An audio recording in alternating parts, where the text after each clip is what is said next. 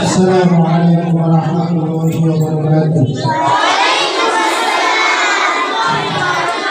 نحمده ونصلي على رسوله الكريم أما بعد فأعوذ بالله من الشيطان الرجيم بسم الله الرحمن الرحيم قل هل يستوي الذين يعلمون والذين لا يعلمون إنما يتذكر أولو الألباب.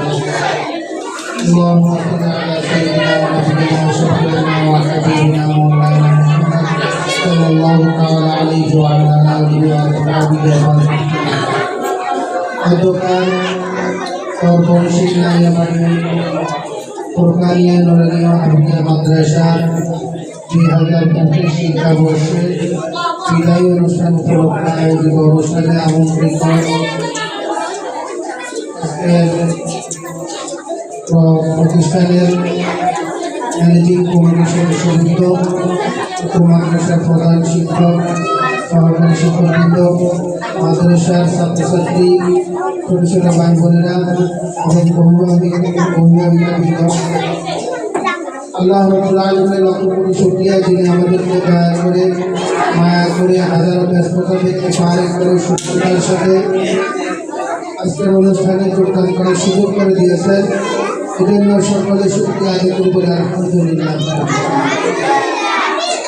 লক্ষ কোটি দরুদ সালাম প্রেরণ করি সাইয়্যিদুল মুরসালিন খাতামুন নবিয়্যিন হযরত মুহাম্মদ রাসূলুল্লাহ সাল্লাল্লাহু আলাইহি ওয়াসাল্লামের উপর সকল সাহাবায়ে কেরাম তাবিঈন তাবিঈন সহ সকল মুমিন মুসলমান রূহের মাধ্যমে করে সামান্য সময়ে বিষয়টি কথা বলবো যেহেতু মুরব্বিদের নির্দেশ হয়েছে। আসলে এখানে কথা বলার মতো সেই পরিবেশ সেই যোগ্যতা আমার নেই, এই জন্য মুরব্বিদের আদেশ পালন করে দাঁড়িয়েছি। কিছু কথা বলে শেষ করবো ইনশাআল্লাহ। আল্লাহ রাব্বুল আলামিন আল্লাহ রাসূল সাল্লাল্লাহু আলাইহি ওয়াসাল্লামকে বলেছেন, এই নবী আপনি বলে দেখেন যে ব্যক্তি জানে আর যে ব্যক্তি জানে না দুজনকে কখনো সমান হতে পারে না, কখনো সমান হতে পারে না। আপনারা একটা সময় যখন লেখাপড়া করতেন না, যখন লেখাপড়া করেন নাই, বাসা বাড়িতে ছিলেন, মায়ের কোলে ছিলেন, বাবার আদরে ছিলেন, তখন যদি আপনাদেরকে কেউ জিজ্ঞাসা করতেন নিজের নামটাও বলতে পারতেন না। আজকে আপনারা নিজেদের নাম বলতে পারেন, শুধু তাই নয় লিখতেও পারেন আলহামদুলিল্লাহ। আপনারা 29টা হরফ সুন্দরভাবে বলতে পারেন, বিশুদ্ধভাবে বলতে পারেন, বাংলা বর্ণমালাগুলো বলতে পারেন, ইংরেজি লেটারগুলো বলতে পারেন, লিখতে পারেন।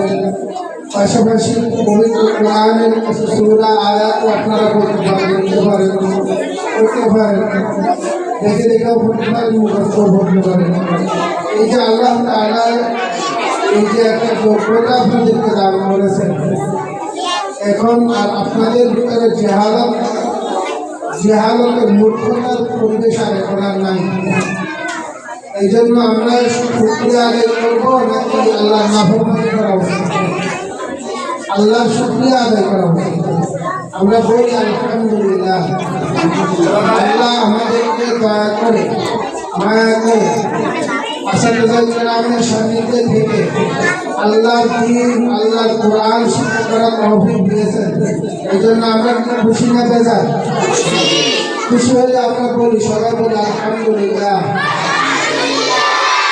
আসাদুল্লাহ কেরাম যারা আপনাদেরকে পুরো একটা বছর অনেক কষ্ট করে অনেক ত্যাগ করে আপনারা প্রতিদিন সকালবেলা মায়ের কোল থেকে আসেন, নাস্তা করে আসেন, আবার দুপুরবেলা মায়ের কোল থেকে যান, যাইয়া ভালো মন্দ খান। কিন্তু ওস্তাদরা কি প্রতিদিন এভাবে আশাটাও করতে পারে? ওস্তাদরা প্রতিদিন এভাবে আশাটাও করতে পারে? কথা কয় না। আপনারা আমার কথা শুনতেছেন, বলতেছেন? হ্যাঁ, তাহলে কথা বলেন। ওস্তাদরা কি প্রতিদিন আশাটাও করতে পারে? পারে না। তারা প্রতিদিন ভালো মন্দ খেতে পারে? পারে না। কেন পারে না? কারণ আপনাদের সুবিধার জন্য, আপনাদের লেখাপড়াগুলো সময় মতো আপনাদেরকে দেওয়ার জন্য ওস্তাদরা অনেক কোরবানি করে কিন্তু আপনাদের মাঝে অবস্থান করে। কথা বুঝতেছেন? এই অবস্থান করে আপনাদেরকে যতটুকু তাদের পক্ষে সম্ভব হয়েছে তারা আপনাদেরকে দেওয়ার চেষ্টা করেছে নিঃস্বার্থভাবে। সামান্য কিছু হয়তো কর্তৃপক্ষ আপনাদের অভিভাবক বেতন দেয়, এটা দিয়ে সাধারণত স্কুল কলেজ ভার্সিটির ওই যে শিক্ষকদের তুলনায় এটা নগণ্য।